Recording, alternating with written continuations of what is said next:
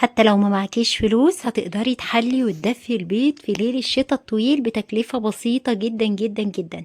النهاردة عملنا كده مشروب دافي، أكل وشرب حلو جدا، متأكدة إنه هيعجبكم بجد بجد. يستاهل إن انتوا تقوموا حالا تجربوه. حطيلي لايك لأم بالشفيني. أنا شيرين من مصر، يلا بينا على طول نشوف هنعمل ايه.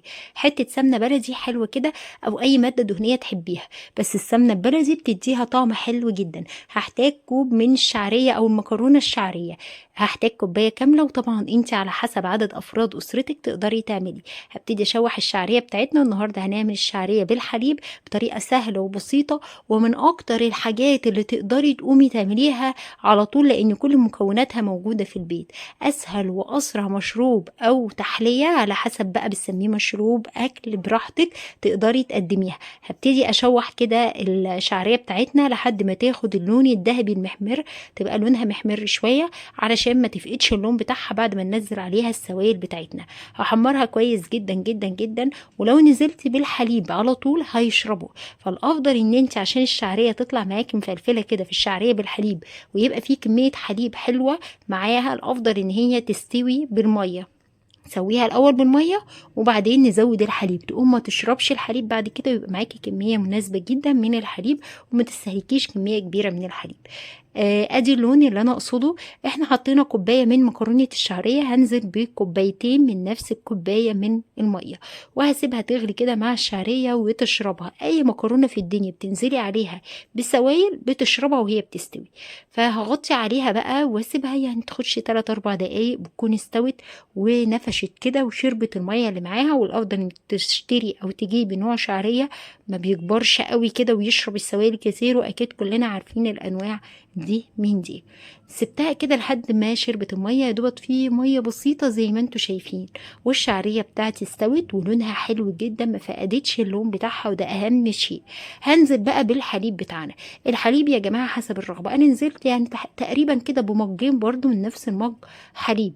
انت بقى على حسب ما بتحبي الشعريه كتير اكتر من حليب، اقل من الحليب، الحليب يبقى غرقان فيها. كده كده انا اؤكد لك ان هي مش هتشرب الحليب ده، مش ممكن، هي خلاص خدت كفايتها واستوت. فاي كميه حليب هتحطيها هي اللي هتفضل معاكي للنهايه حتى لو بيتيها في التلاجة. حطيت سكر، والسكر برضو حسب الرغبة، كل واحد حسب ما يحب. هنا بقى التركية الحلوة الخاصة بيا اللي هتدي للشعرية طعم تاني خالص خالص خالص غير اي حاجة. وكل اللي هيدوقها يقولك هي شعرية بالحليب، لكن فيها حاجة مختلفة حلوة كده. دي معلقة صغيرة ممسوحة من بودرة الكريم كراميل لو موجودة. بودرة الكريم كراميل ماشي، بودرة الكريم باستري، بودرة الكاستر، اي حاجة من دي بتدي طعم في حتة تانية خالص. بس معلقة صغيرة عشان انا عايزاها شرب مش عايزاها اكل. لو انت عايزة تحوليها لمهلبية الشعرية خلاص تقدري تكتري الكمية، لكن انا عايزاها شرب، فمعلقة صغيرة ممسوحة هتبقى كافية جدا، وهقلب وهي هتدوب معايا. اللي حطيته في الاخر ده قشطة وش اللبن لو متوفرة عندك، بتخلي الطعم غني وحلو وتحسيه تقيل كده، والحليب طعمه حلو. فلو في قشطة وش اللبن حطي منها معلقة معلقتين، مش هتخسر، هتدي طعم لطيف قوي للشعرية بتاعتك. هسيبها على النار بقى تغلي تاني بالحليب كده، وقبل ما اطفي النار على طول هديها رشة من الفانيليا، واطفي النار على طول. الفانيليا برضو بتخلي طعمها حلو جدا. هنا الحليب ابتدى يفور ويغلي كده مع الشعرية، تقدري في الوقت ده بقى تحطي الفانيليا وتطفي النار، او نقطة مورد، اي بقى منكهات انت بتحبيها تقدري تضيفيها في الوقت الحالي. هنزل برشة الفانيليا بس كده، هقلب تقليبة واطفي النار على طول عشان ما تمررش معايا. وكده يبقى خلصت احلى شعرية باللبن. كاسات بقى، مجات، اطباق، اي حاجة قدمي فيها بتبقى تحفة وحلوة جدا.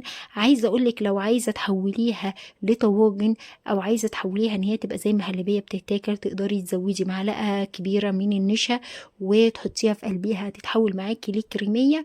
تقدري تدخليها تاخد الوش اللي هو الجراتان تحت الشواية بتاعة الفرن، وتتحول معاكي زي طواجن الرز بلبن. لا تبقى طواجن الشعرية باللبن، بتبقى برضه حلوة جدًا، لكن هي الصراحة مطلوبة مني إن هي تتشرب، فكل واحد وراحته.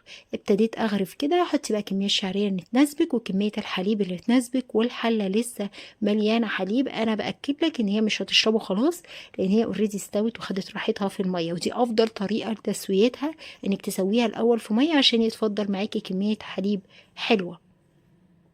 بصي مفلفلة حلوة، ما عجنتش، حجمها ما نفش جدا جدا جدا، على حسب طبعا النوع اللي بتستخدميه.